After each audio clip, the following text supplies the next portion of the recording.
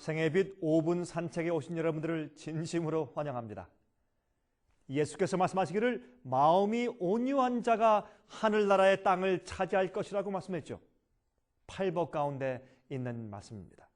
마태복음 5장 5절에 말씀하기를 온유한 자는 복이 있나니 저희가 땅을 기업으로 받을 것이며 그랬습니다.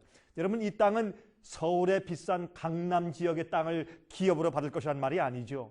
하나님께서 곧 새로 창조해 주실 새 하늘과 새 땅을 받을 것이라고 말입니다. 다시 말해서 온유한 자가 구원을 얻게 된다는 뜻이지요. 여러분, 그러면 온유한 자란 어떤 사람을 말하는 것입니까?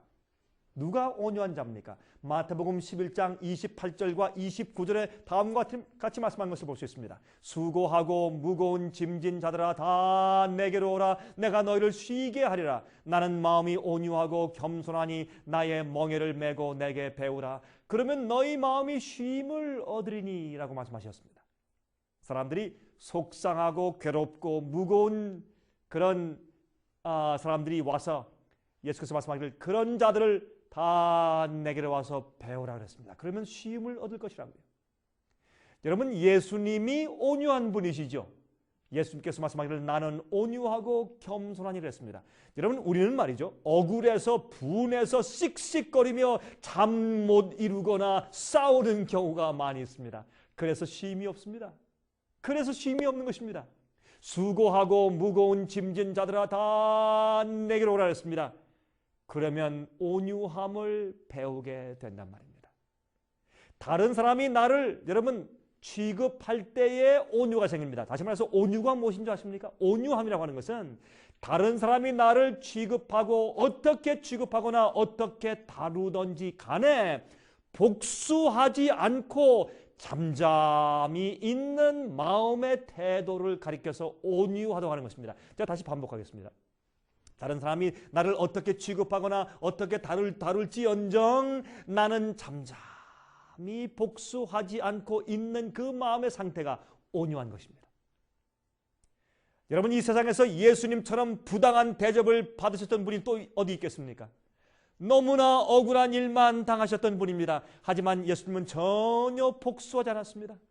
그들의 행한 대로 갚지 않으셨습니다. 조용하게 계셨습니다.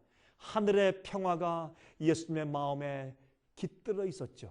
이것이 바로 온유한 품성입니다. 그 당시 교회에 있는 자들이 예수님을 부당하고 억울하게 정죄하고 비난하고 괴롭혔습니다. 그때 잠잠히 있었습니다. 가야바의 법정에서 잠잠히 계셨습니다. 뺨을 맞으실 때 잠잠히 계셨습니다. 채찍에 맞으실 때 잠잠히 계시고 복수심에 불타서 부르르 떨지 않으시고 잠잠히 계셨습니다. 십자가에 못 박히실 때에도 잠잠히 계셨습니다. 오히려 그들을 위해서 기도하셨습니다. 하나님이시여 이들을 용서해 주십시오. 이들이 하는 것을 알지 못해서 그렇습니다라고 기도하셨습니다. 그것이 온유한 것입니다.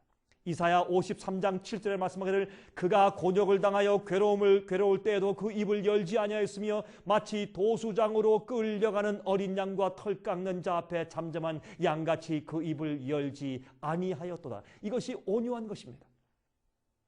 결혼 생활에서 왜 그렇게 파탄이 많고 부부싸움이 많은지 아십니까? 온유함을 배우지 않아서 그렇습니다. 잠잠히 참는 성품이 없어서 그래요. 여러분이시여, 참는 성품을 배워야 합니다. 예수님의 온유함을 매일 배우셔야 합니다. 남편과 아내와 자식들과 부모들에게 온유한 성품으로 대해야 합니다.